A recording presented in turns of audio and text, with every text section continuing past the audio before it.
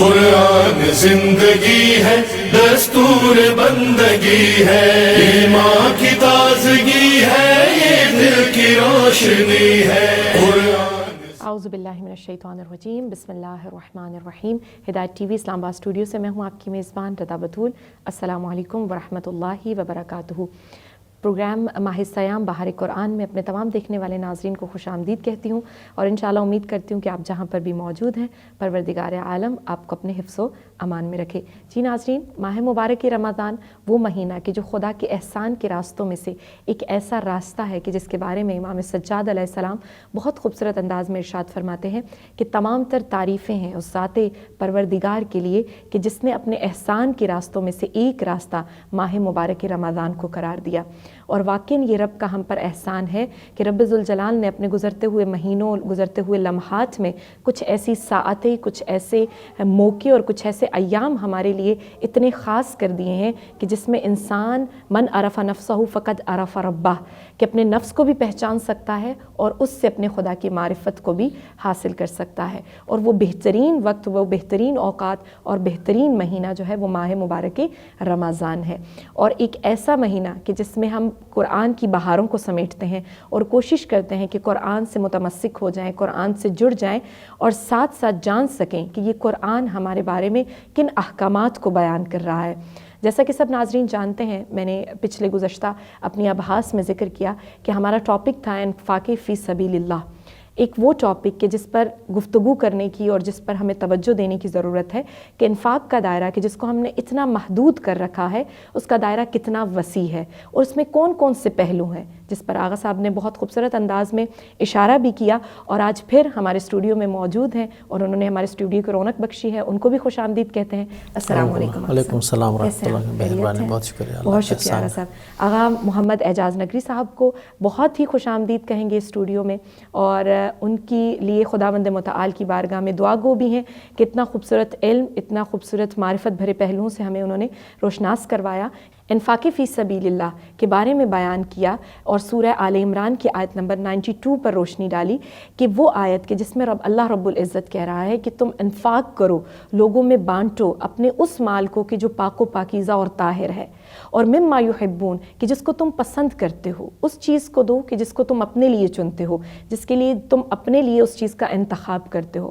تو یہاں پر اب سوال آغا صاحب جو میں آپ کی خدمت میں کرنا چاہ رہی تھی وہ یہ تھا کہ جس مال کو، جس چیز کو ہم اپنے لیے پسند کرتے ہیں اور اسی کا انفاق بھی کرنا چاہیے، ہمیں معاشرے میں اس کی بہترین مثال اہل بیت علیہ السلام نظر آتے ہیں، وہ ہستیاں کہ جنہوں نے خود بھوک پیاس کو برداشت کیا لیکن اپنے دور میں اور اپنے گزرتے ہوئے لمحوں میں کبھی کسی کو بھوکا اور پیاسا نہیں رہنے دیا، اور اپنی محبوب چیز کو اللہ کی بارگاہ میں انفاق کیا ہے اور فی سبیل اللہ کی راہ میں اس کو بھیجا ہے۔ تو اگر صاحب اس پہ آپ کیا کہنا چاہیں گے؟ بسم اللہ الرحمن الرحیم۔ جیسا کہ گزشتہ گفتگو میں یہ بات ہو گئی تھی کہ اللہ تعالیٰ نے انسانوں کو یہ حکم دیا ہے کہ جو چیز وہ پسند کرتے ہیں انہی میں سے انفاق کریں۔ بالکل۔ اہل بیت اطہار علیہم السلام تو مفسر قرآن ہے، مبین قرآن ہے، قرآن ان کے گھر میں نازل ہوا ہے، لیکن جو اہل بیت اطہار علیہم السلام کے در واقع خدمت گزار تھے، ان کے ساتھی تھے، ان کے صحابی تھے، سبحان اللہ، انہوں نے بھی یعنی عملاً قرآن پر عمل کرتے ہوئے دکھا دیا ہے۔ بے شک بے شک۔ جب یہ آیت نازل ہو گئی، فرماتے ہیں کہ یہ آیت نازل ہونے سے پہلے وہ کچھ لوگ جب انفاق کرتے تھے تو گزشتہ درس میں ہم نے جو کہا کہ مطلب جو خود کو پسند نہیں ہے انہی چیزوں کے لوگ انفاق کرتے ہیں۔ تو ان میں سے مدینے میں ایک شخص تھا جو فروٹ کا کاروبار کرتا تھا، تو وہ معمولاً جو فروٹ آخر میں پھل رہ جاتے ہیں گلا سڑا انہی کو وہ انفاق کرتے تھے۔ یہ پھر یہ آیت نازل ہو گئی کہ لن تنالوا البر حتی تنفقوا مما تحبون، کہ جب تک تم اپنے پسند کی چیزوں کو انفاق نہیں کرو گے تب تک نیکی کے اس درجے تک فائز نہیں پہنچ سکتے۔ اس کے بعد جب پتہ چلا، اصحاب کو پتہ چلا، پیغمبر اکرم صلی اللہ علیہ وآلہ وسلم نے اس آیت کی تلاوت کی، تو پھر اصحاب نے بھی یعنی مطلب جو پسندیدہ چیزیں ہیں انہی میں سے انفاق کرنا شروع کر دیا۔ ان میں سے ایک ابو طلحہ انصاری ہیں، مدینے میں ان کا بہت ہی مطلب بہترین باغ تھا جس میں کھجور کے درخت لگے تھے، خوش آب و ہوا تھا، پانی بھی تھا، لوگ ان کے دوست بھی وہاں پہ ٹائم گزارنے کے لیے، پاس کرنے کے لیے، مطلب ایک تفریحی گویا علاقہ تھا، تو وہاں وہ لوگ تشریف لے کے جاتے تھے۔ حضور پاک صلی اللہ علیہ وآلہ وسلم بھی کبھی جا کے ابو طلحہ انصاری کے اس باغ میں تشریف لے کر جاتے تھے۔ ماشاءاللہ۔ جب یہ آیت نازل ہو گئی تو ابو طلحہ انصاری حضور پاک صلی اللہ علیہ وآلہ وسلم کے خدمت میں حاضر ہو گئے، اور انہوں نے کہا یا رسول اللہ، آپ نے جس آیت کی تلاوت کی ہے اس کے بعد میں نے سوچا کہ میں کس چیز کو سب سے زیادہ میں پسند کرتا ہوں تاکہ میں وہ انفاق کر سکوں اور اللہ تعالیٰ کے نزدیک وہ مقام میں حاصل کر سکوں۔ میں نے سوچا لیکن میرے پاس سب سے پیارا جو مال ہے وہ یہی باغ ہے، اور میں چاہتا ہوں کہ در واقع یہ باغ میں انفاق کر دوں، فقیر فقراء کے لیے میں انفاق کر دوں، وقف کر دوں۔ لیکن رسول پاک صلی اللہ علیہ وآلہ وسلم نے یہ تجویز دیا کہ آپ اپنے مطلب رشتہ داروں کے لیے جو اقربا ہیں، جو آپ کے نزدیک ہیں، آپ کے شجرہ نسب سے ملتے جلتے ہیں، ان کے لیے آپ انفاق کر دیں۔ لیکن انہوں نے انفاق کر دیا۔ ابو ذر غفاری پیغمبر اسلام صلی اللہ علیہ وآلہ وسلم کے وہ عزیز صحابی جن کے بارے میں آیا ہے کہ ایک دن ان کے ہاں مہمان چلے گئے، تو ابو ذر غفاری رحمۃ اللہ علیہ کسی کام میں وہ مصروف تھے، مشغول تھے، اپنے دوستوں سے چونکہ احباب تھے تو کوئی ایسا مطلب تعارف نہیں تھا، تو انہوں نے کہا کہ آپ خود یہاں سے ایک اونٹ نہر کریں، ذبح کریں، خود آپ کھانے کا بندوبست کر لیں۔ تو ان کے ساتھیوں نے ایک اونٹ ان میں سے چن لیا جو بہت ہی کمزور تھا۔ اچھا۔ ہاں، تو بعد میں جب ابو ذر کھانا جب وہ کھا رہے تھے یا فارغ ہو گئے تھے، ابو ذر غفاری جب پہنچ گئے، دیکھا کہ انہوں نے ایک کمزور اونٹ کو مطلب لاغر اونٹ کو انہوں نے چنا ہے۔ پھر پوچھا کہ آپ لوگوں نے موٹے اونٹ کو آپ نے کیوں انتخاب نہیں کیا، پسند نہیں کیا اس کمزور کو؟ تو انہوں نے کہا کہ نہیں، آپ کا ہم نے خیال رکھا کہ آپ کو بھی ضرورت ہوگی، اس لیے ہم نے اسی کو چن لیا ہے۔ تو ابو ذر غفاری رحمۃ اللہ علیہ نے فرمایا کہ جو ضرورت کا دن ہے وہ قیامت کا دن ہے، آپ لوگ میرے قیامت کو دیکھ کے وہی میرے پسندیدہ چیز کو آپ لوگ چن لیتے، انتخاب کر لیتے۔ تو یہ جی، یہ در واقع اہل بیت اطہار علیہم السلام کے پیروکاروں کا، حضور پاک صلی اللہ علیہ وآلہ وسلم کے پیروکاروں کا کردار ہے کہ ہاں اہل بیت کا۔ باقی اہل بیت کے بارے میں تو آیات نازل ہو گئی ہیں، سورہ دہر، سورہ انسان، آیہ اطعام جو معروف اور مشہور ہے کہ وَيُطْعِمُونَ الطَّعَامَ عَلَى حُبِّهِ مِسْكِينًا وَيَتِيمًا وَأَسِيرًا إِنَّمَا نُطْعِمُكُمْ لِوَجْهِ اللَّهِ۔ سبحان اللہ۔ یعنی در واقع اہل بیت اطہار علیہم السلام کے کلام کو اللہ تعالیٰ نے آیت میں ڈھال دیا ہے، یہ کلام ان کا ہے۔ وَيُطْعِمُونَ الطَّعَامَ إِنَّمَا نُطْعِمُكُمْ، یعنی یہ اہل بیت کا یہ پیغام ہے کہ ہم اطعام کرتے ہیں، انفاق کرتے ہیں، وہ جو ہم نے تعریف کی ہے اس کے مطابق کھانا دینا بھی انفاق ہے، پانی پلانا بھی انفاق ہے، نصیحت کرنا بھی انفاق ہے۔ ایک اچھی بات اگر کہیں سے کوئی نصیحت ہم نے سنی ہے، کسی کو ہم نے منتقل کر دیا، یہ بھی انفاق ہے۔ یہ سارے انفاق ہیں جو دائرہ ابھی ہم نے بیان کیا۔ تو اہل بیت اطہار علیہم السلام، امیر المومنین علیہ السلام حضرت زہرا سلام اللہ علیہا نے جو نظر کیا، ان کا نظر جب پورا ہو گیا تو انہوں نے وعدہ وفا کرنے کے لیے روزہ رکھا، 3 دن روزہ رکھنے کا نظر کیا تھا، انہوں نے روزہ رکھا، پہلے دن، دوسرے دن، تیسرے دن، افطار کے وقت مسکینا و یتیما و اسیرا، آیت کہتی ہے کہ مسکینا آیا پہلے رات، افطار کے ٹائم آیا، اپنے لیے جو انہوں نے پکایا تھا وہ دے دیا، سبحان اللہ، یتیم آیا، اسیر آیا، تینوں راتیں افطار کے ٹائم وہ جو بھوکا تھا، جو نیازمند تھا، جو محتاج تھا، اس کو کھلایا، سبحان اللہ، خود بھوکے رہے، ان کو کھلایا، اور فرمایا کہ انما نطعمکم لوجہ اللہ، یعنی ہم نے یہ جو اطعام کیا ہے، یہ جو کھانا محتاج کو دیا ہے، یہ اللہ تعالیٰ کے سبحان اللہ خوشنودی کے لیے ہم نے دیا ہے، اللہ تعالیٰ کی رضایت کے لیے، اللہ کو خوش کرنے کے لیے۔ لا نرید منکم جزاء ولا شکورا، یعنی انسان سے انسان ہم آپ سے کوئی شکریہ نہیں چاہتے، ہم آپ سے کوئی اجر ہم نہیں چاہتے، ہم نے صرف اللہ کے لیے۔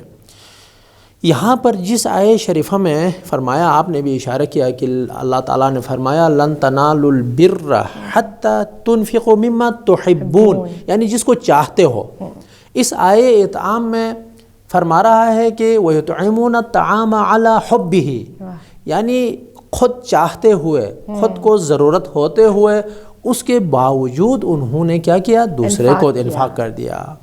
سبحان اللہ. اپنی چاہت اور محبت کے باوجود، یعنی ضرورت کا احساس کرتے ہوئے. یعنی دقیقاً اللہ تعالیٰ نے جو فرمایا کہ اپنی چاہت کی چیز کو انفاق کرو، اہل بیت نے اسی چیز کو انہوں نے انفاق کر دیا. اور یہی اہل بیت اطہار علیہم السلام کا انفاق ہے، اہل بیت اطہار علیہم السلام کا کردار ہے کہ سورہ دہر نازل ہو گیا، سبحان اللہ، جس میں بہشتیوں کا تذکرہ ہوا ہے. جو اہل بہشت ہیں، جو ابرار ہیں، ابرار بہشتیوں کا نام ہے، ان کا تذکرہ ہوا. یہ کن فضائل کے حامل ہیں، ان کے کون کون سے خصوصیات ہیں، ان کا تذکرہ ہوا ہے. اور اللہ تعالیٰ نے جہاں کہیں پر بھی بہشت اور بہشتیوں کا تذکرہ کیا ہے، وہاں پہ حور العین کا بھی تذکرہ کیا ہے کہ یعنی بہشتی نعمتوں میں سے حور العین بھی ہیں. لیکن سورہ دہر ایک ایسا سورہ ہے کہ جس میں بہشت کے تمام نعمتوں کا تذکرہ ہوا ہے، لیکن حور العین کا تذکرہ نہیں ہوا ہے. سبحان اللہ. اچھا، تو علماء تحلیل کرتے ہیں، تجزیہ کرتے ہیں کہ کیوں یہاں پر یعنی حور العین کا تذکرہ نہیں ہوا ہے.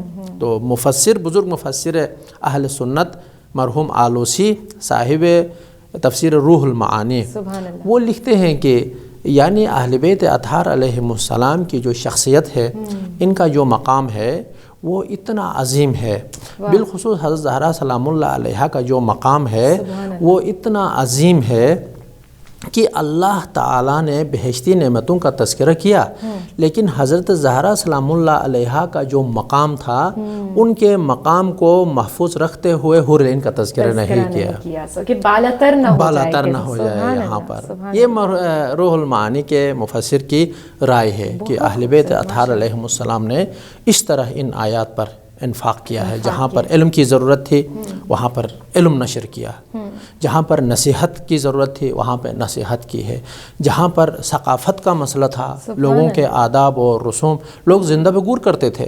پیغمبر اسلام کی بعثت سے پہلے لوگ بچیوں کو زندہ بگور کرتے تھے، زندہ قبروں میں ان کو دفنا دیتے تھے. پیغمبر اسلام تشریف لے کر آئے، انہوں نے اس ثقافت کو جو قرآن، جاہلیت کی جو ثقافت تھی، جو قرآن کے افکار اور قرآن کے تعلیم کے منافی تھے، ان کو بالکل ختم کر دیا. یہ انفاق کر دیا پیغمبر اسلام نے اپنے علم کے ذریعے سے. بہت خوبصورت. واقعی کہ یہ چیزیں قرآن اگر خود ہی ایک اللہ تعالیٰ کی بھیجی ہوئی ایک ایسی وراثت ہے جس کا اگر کوئی وارث ہے تو وہ اہل بیت علیہ السلام ہے. خود سامت قرآن ہے تو ساتھ ناطق قرآن بھی ہمیں ہر جگہ پر نظر آتا ہے. اور منہ بولتا قصیدہ اگر کسی کو کہا جائے اہل بیت کا تو وہ قرآن مجید ہے. ہر آیت بتاتی ہے کہ واقعاً اگر میرا کوئی مصداق ہے، اگر کسی نے میرا حق ادا کیا ہے تو وہ اہل بیت کی ذات ہے. آغا صاحب، یہیں پر میں آپ سے دوسرا سوال بھی ماشاءاللہ کرنا چاہوں گی کہ انفاق کا محرک کیا ہے؟ ماشاءاللہ، انفاق کا محرک کیا ہے؟ بہت اچھا سوال ہے. یقیناً انفاق کا جو اتنا بڑا مقام ہے اور اللہ تعالیٰ نے حکم بھی کیا ہے، تو اس کا کوئی موٹیویشن بھی تو ہوگی، اس کا ہونا چاہیے. اور اہل بیت اطہار علیہم السلام نے اس کے بارے میں تبلیغ بھی کیا ہے کہ بھائی انفاق کریں. تو دیکھیں، جس طرح اللہ تعالیٰ کا جو بھی حکم ہوتا ہے تو انسان اس حکم کا تعمیل کرتا ہے، یعنی اس کو واجبات جتنے بھی ہیں ان کو انجام دے دیتا ہے.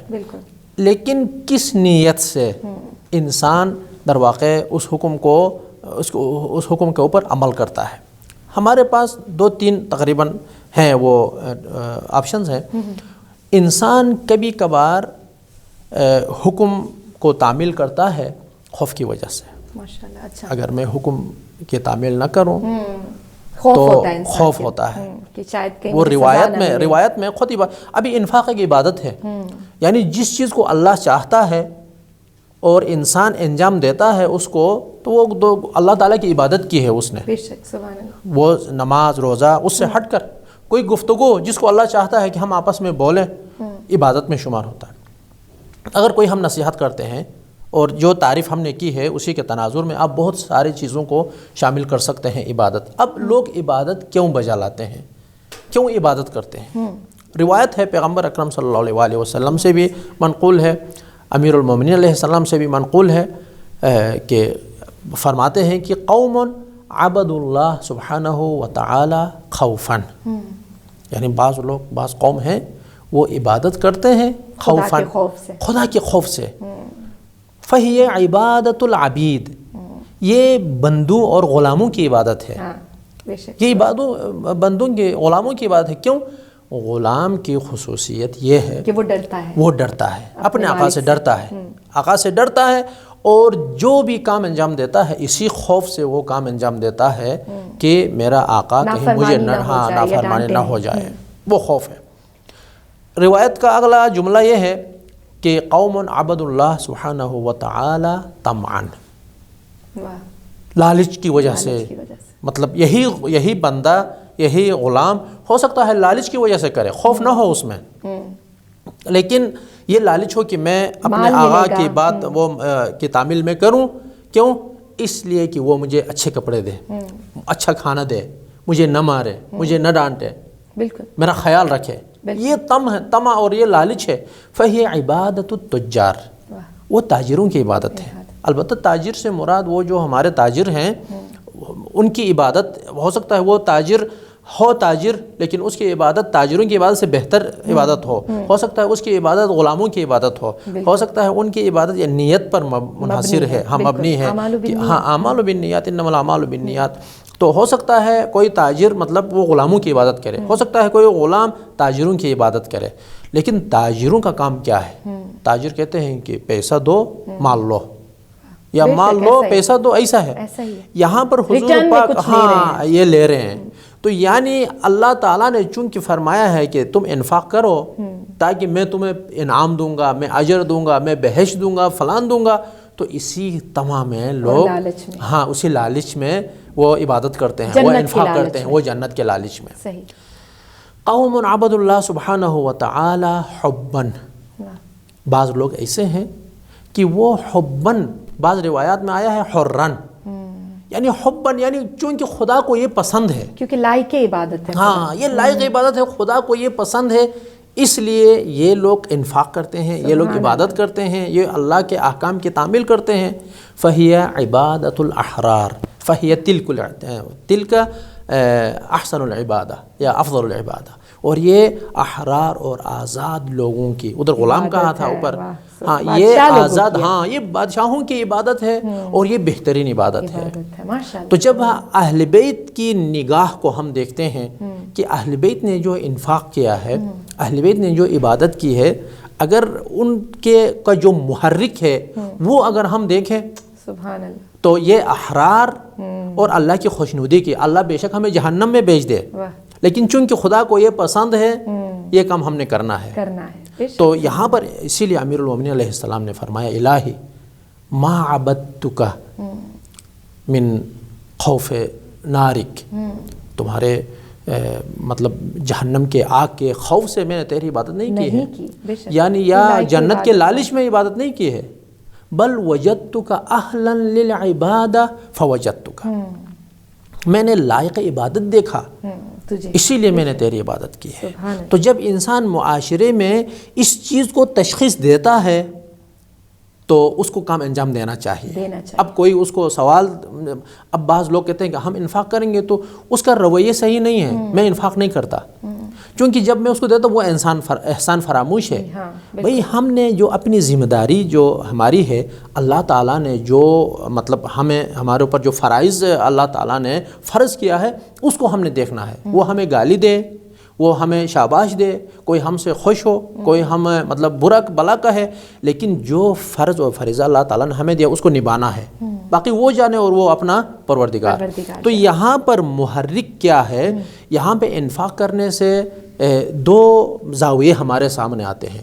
انفاق کرنے سے انسان کا مال کے ساتھ جو دل بستگی ہے، جو وابستگی ہے، یعنی رزق الہی حاصل کرتا ہے، خدا اس کو رزق دیتا ہے، کہتا ہے کہ اللہ کا کرم ہے، اللہ نے مجھے نوازا ہے مال سے، اولاد سے، ہر چیز سے، جب دینے کا وقت آتا ہے تو وہ تیار نہیں ہوتا ہے، وہ تیار نہیں ہوتا ہے، مال اللہ کا ہوتا ہے، یہ دینے کو تیار نہیں ہوتا ہے جہاں پہ خدا کہتا ہے۔ تو انسان کی یہ وابستگی ہے مال کے ساتھ، وہ جو تعلق ہے اللہ چاہ رہا ہے کہ زکوٰۃ، انفاق، اعطاء وغیرہ، ایثار، فداکاری، ان کے ذریعے سے انسان بندے اور اس مال کے درمیان جو وابستگی ہے اس وابستگی کو بالکل کھول دے، بالکل، ہاں اس وابستگی کو ختم کر دے. اور جو شخص انفاق کرتا ہے وہ عبادت خوف سے وہ انفاق کرے، یا وہ لالچ میں عبادت کرے، لالچ کی وجہ سے مطلب انفاق کرے، یا وہ مطلب اللہ کی خوشنودی کے لیے کرے، یہاں پر جو وابستگی انسان کا اپنے مال کے ساتھ ہے وہ وابستگی ختم ہو جائے گی. ادھر سے ایک ہدف حاصل ہوگا. بالکل. دوسرا ہدف، معاشرے میں جو افراد مستحق ہیں، نیاز مند ہیں، ضرورت مند ہیں، سفید پوش ہیں، بالکل وہ بیان نہیں کر پاتے، ہاں ان تک پہنچانا ہے. تو انفاق وہ جس نیت سے بھی کرے وہ ان کا مسئلہ بھی حل ہوگا، ان کی مشکل حل ہو جائے گی. لیکن آغا صاحب یہ تینوں محرک جو ہیں یہ آپ کو خدا تک لے کر جاتے ہیں. خوف ہے، یا آپ کو جنت کا لالچ ہے، ہاں، یا آپ بادشاہوں کی طرح عبادت کر رہے ہیں، ہاں. لیکن سب سے جو اہم ہے وہ یہی تیسرا جو مورد ہے، بالکل محبت خدا میں. اللہ خوش ہے. وہ دعائے کمیل میں امیر المومنین علیہ السلام جو فرماتا ہے کہ اگر پروردگار اگر مجھے آپ کے جو امتحان لینے والوں کے ساتھ یعنی جہنم میں اگر آپ کے دشمنوں کے ساتھ مجھے وہاں پہ بھیج دو گے تو اس کا مسئلہ نہیں ہوگا، لیکن آپ سے جو فراق مجھے ملے گا اس وقت پھر بھی میں یا ولی المومنین یا غایت اعمال العارفین، پھر بھی میں وہاں سے چیخیں مار کے روتے ہوئے میں تجھے پکاروں گا کہ یعنی یہاں پر تیری رحمت نہیں ہے، اس لیے جدائی کی وجہ سے. نہیں کہتا ہے کہ مطلب میں جہنم میں جاتا ہوں تو میں یہ شکایت نہیں کروں گا مجھے جہنم میں کیوں ڈالا. آپ کی محبت سے میں جدا ہوا ہوں، یہ برداشت نہیں کر سکتا. تو یہاں پر محرک یہی خوشنودی اور رضایت خداوند متعال ہے. ناظرین بہت ہی خوبصورت پوائنٹ ہے کہ اگر کوئی جاننا چاہتا ہے کہ انفاق کا محرک کیا ہے تو وہ محبت خدا ہونا چاہیے. آپ بے شک آغا صاحب نے جو 3 محرک بیان کیے، انسان ابھی اسی جملوں میں جڑا ہوا ہے. بے شک ہم اگر پروردگار سے ڈرتے ہیں تو خدا کے خوف سے، اگر خدا کی بارگاہ میں آتے ہیں یا عبادت کرتے ہیں تو جنت کے اشتیاق میں کہ جنت میں بہترین مقام پالیں گے. لیکن کچھ ایسی ہستیاں بھی ہیں، کچھ ایسے لوگ بھی ہیں، ہستیاں تو اہل بیت، لیکن کچھ ایسے لوگ بھی آج کل کی دنیا میں ملتے ہیں جو اپنی اولاد جیسی نعمت کو قربان کر دیتے ہیں صرف اور صرف خدا کی رضا میں. جناب قاسم سلیمانی ایک ایسی ہستی میں کہتی ہوں معتبر ہستی ہیں کہ جن کی والدہ نے اگر ان کو راہ خدا میں دیا ہے تو وہ صرف اور صرف خدا کی رضا ہے. یہ بھی انفاق ہے. آپ کا مال ہو، آپ کی اولاد ہے، آپ کی زندگی کی وہ ضروریات جس سے آپ محبت کرتے ہیں، اور اولاد کی محبت انسان کے دل میں سب سے زیادہ ہے. اور آج کی دنیا میں ایسے لوگ موجود ہیں جو اگر خدا سے محبت کرنے میں آئے تو اپنی اولاد کو دینے سے بھی دریغ نہیں کرتے. یہیں پر آغا صاحب اگلا سوال میں آپ سے کرنا چاہوں گی کہ جب انسان اتنا کچھ قربان کرتا ہے، چاہے وہ دنیا کی طمع ہے یا اللہ تعالیٰ کی خوشنودی ہے یا کوئی بھی محرک ہے، لیکن اس کا انسان کی زندگی پر کیا اثرات ہیں؟ یہ بھی ماشاءاللہ بہت ہی بالکل پیوستہ آپ کے سوالات ہیں، اور ایک سے ایک زیادہ اہم سوالات ہیں الحمدللہ.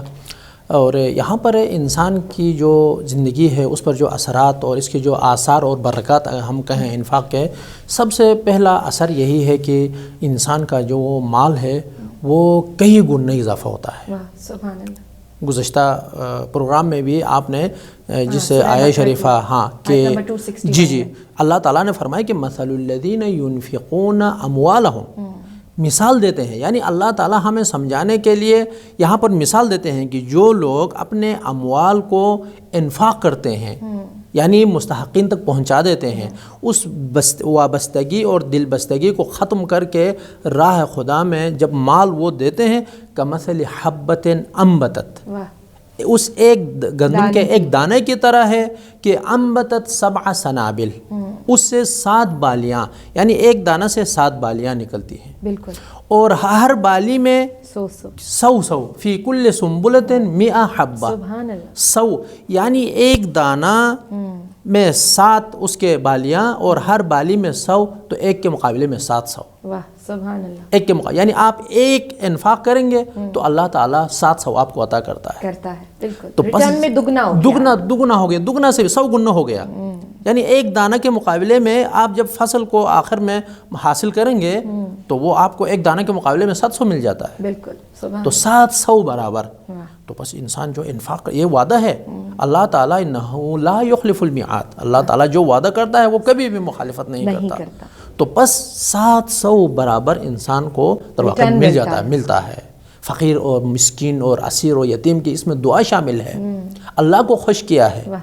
اور جو چیز انسان اللہ تعالیٰ کے راہ میں خرچ کر دیتا ہے، اگر ہم اس طرح تشبیہ دیں تو شاید مناسب ہو کہ یہ جو قطرہ باراں ہے، بارش کا قطرہ، یہ بارش کا جو قطرہ ہے کبھی خشکی پر، صحرا پر یہ قطرہ گر جاتا ہے، قطرہ گر گیا، ختم ہو گیا وہیں پر، لیکن کبھی یہ ایک قطرہ سمندر میں گر جاتا ہے۔ سبحان اللہ، جب سمندر میں گر جاتا ہے تو ہر قطرہ سمندر کو بڑھا دیتا ہے، ایسے ہی ہے وہ، اور جب تک سمندر ہے یہ ایک قطرہ بھی باقی ہے۔ بے شک۔ تو جو غیر خدا کے لیے خرچ کرتا ہے وہ ختم ہو گیا، جہاں پہ خرچ کیا ختم ہو گیا۔ لیکن جو خدا کی راہ میں خرچ کرتا ہے، جس طرح خدا لامتناہی ہے، خدا ہمیشہ باقی ہے، انسان کا یہ انفاق ہمیشہ کے لیے باقی رہ جاتا ہے، وہ پھر ایک سمندر میں تبدیل ہو جاتا ہے۔ یہ انفاق کا ایک اثر جو انسان کو مادی، خود عالم مادہ میں اسی زندگی دنیا میں اس کو ملتا ہے۔ اس کے علاوہ جو ایک اور مورد ہے وہ اللہ تعالیٰ کی رضا ہے۔ وہ محرک کون سا ہونا چاہیے وہ ہم نے بتا دیا، سلیکٹ کرنا ہے۔ وہ جب اللہ تعالیٰ کی خوشنودی کے لیے، وما تشاءون الا ان یشاء اللہ، یعنی اہل بیت اطہار علیہ السلام کے بارے میں ہے کہ یعنی یہ لوگ وہی پسند کرتے ہیں جو خدا کو پسند ہے، یعنی جو خدا کو پسند ہے وہ جب یہ کام انجام دیتے ہیں تو خدا راضی ہے۔ ہاں، یہ دوسرا اثر ہے۔ اور جو تیسرا اثر ہے وہ در حقیقت فائدہ خود انسان کو مل جاتا ہے۔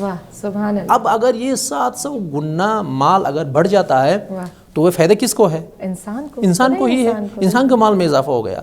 اللہ تعالیٰ فرماتا ہے کہ خرچ کرو میں بڑھا دوں گا۔ کس کا مال بڑھ جاتا ہے؟ خدا کا مال بڑھ جاتا ہے یا انسان کا؟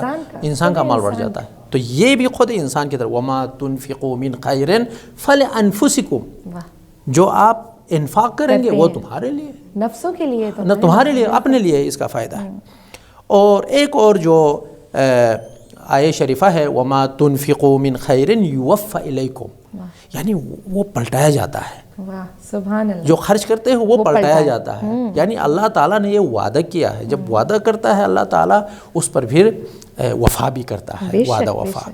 اور اسی انفاق کے ذریعے سے انسان کی زندگی پر جو اثرات مترتب ہوتے ہیں، وہ معاشرتی جو زندگی ہے وہ بالکل بدل جاتی ہے، بالکل ایسا۔ جو بھوکا ہے انفاق کرنے سے وہ اس کی جو بھوک ہے، جو پیاس ہے، جو ناداری ہے وہ ختم ہو جاتی ہے۔ وہ کسی کے کھانے کی طرف پھر وہ نگاہ نہیں ڈالے گا، ہاں وہ نہیں کرے، اس کی تمام لالچ ختم ہو جاتی ہے۔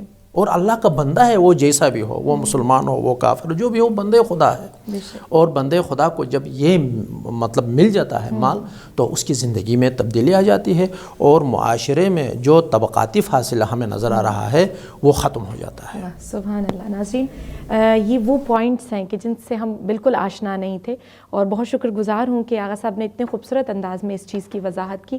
اور ساتھ ساتھ یہ بھی بتاتی چلوں کہ آغا صاحب وہ دانہ کہ جس کا ہم انفاق کرتے ہیں، اس دانے میں بھی انسان کی نیت چھپی ہے، بالکل، کہ تم کس نیت سے دے رہے ہو۔ بالکل، کہا کہ اگر تم ایک دانہ دے رہے ہو تو تمہیں 10 گنا ملے گا، مطلب تول کے اگر تم دے رہے ہو، اور اگر تم نے 7 بالیاں دی تو 700 گنا پروردگار تمہیں لوٹا رہا ہے۔ اور کہا اگر تم بنا گنے بے حساب دیتے ہو تو پھر رب کی عطا بھی بے حساب ہوتی ہے۔ یہ تمہاری نیت پہ ڈیپینڈ کرتا ہے کہ تمہاری نیت کیسی ہے۔ اور کہا پیورٹی ہر چیز میں، خلوص، اخلاص سب سے زیادہ ضروری ہے۔ جب آپ کا انفاق ہی خدا کی محبت سے جڑا ہوا ہے، جب آپ کا انفاق ہی خدا کی رضایت سے جڑا ہوا ہے، تو واقعاً پھر وہ رب بھی وہ چیز عطا کرتا ہے کہ جو عطا کرنے کا حق ہے، جو اس نے وعدہ کیا ہے۔ اور آغا صاحب نے گزشتہ عباس میں بہت خوبصورت جملہ کہا تھا کہ انفاق انسان کا خدا سے معاملہ ہے۔ اللہ کہہ رہا ہے کہ یہ جو انفاق کرتے ہو وہ مال لوگوں کی طرف نہیں جاتا، خود میری طرف آتا ہے۔ اور جو چیز ہم رب کو دے رہے ہیں اور کیا ہی خوبصورت یہ رشتہ اور رابطہ ہے کہ جو چیز ہم رب کو دے رہے ہیں پھر رب اس کے بدلے کیا عطا کرے گا یہ انسان تصور بھی نہیں کر سکتا۔ آغا صاحب بہت شکریہ، بہت خوبصورت بحث ہے اور انسان جتنی اس پہ بات کرے کم ہے۔ آپ کوئی ناظرین کے لیے آخری پیغام دینا چاہیں؟ میرا یہی التجا ہے سب ناظرین سے کہ اس ماہ مبارک رمضان کے اس عظیم مہینے میں جو اللہ تعالیٰ نے انسان کی تربیت کے لیے کمال تک پہنچنے کے لیے سارے مواقع فراہم کیا ہے، شیطان اس میں بالکل پابند سلاسل ہے۔ آپ کی جو خواب اور نیند ہے وہ عبادت ہے، سبحان اللہ۔ آپ کی جو نفس اور سانسیں جو چل رہی ہیں وہ تسبیح ہے، آپ کے نیند عبادت، بہشت کے دروازے کھلے ہیں، جہنم کے راستے دروازے بند کیے گئے ہیں، اور ہر وقت آسمان سے فرشتے آواز دیتے ہیں، ہے کوئی جو اللہ تعالیٰ سے وہ طلب مغفرت کرے تاکہ اللہ تعالیٰ اس کو معاف کرے۔ تو اس سے بڑھ کر اور کوئی موقع ہمیں نہیں مل سکتا۔ تو اس مہینے میں ہم اپنے آپ کو پائیں تاکہ ہم خدا کو پا سکیں۔ من عرف نفسہ فقط عرف ربہ۔ اور اللہ تعالیٰ ایسا رب ہے جس کو ہم چاہتے ہیں، ہمیں بھی ایسا بندہ بنا دے جس کو اللہ تعالیٰ چاہتا ہے۔ ناظرین بہت شکریہ آغا صاحب، بہت شکر گزار ہوں، آپ تشریف لائیں، انشاءاللہ دوبارہ بھی ہم آپ کو زحمت دیتے رہیں گے۔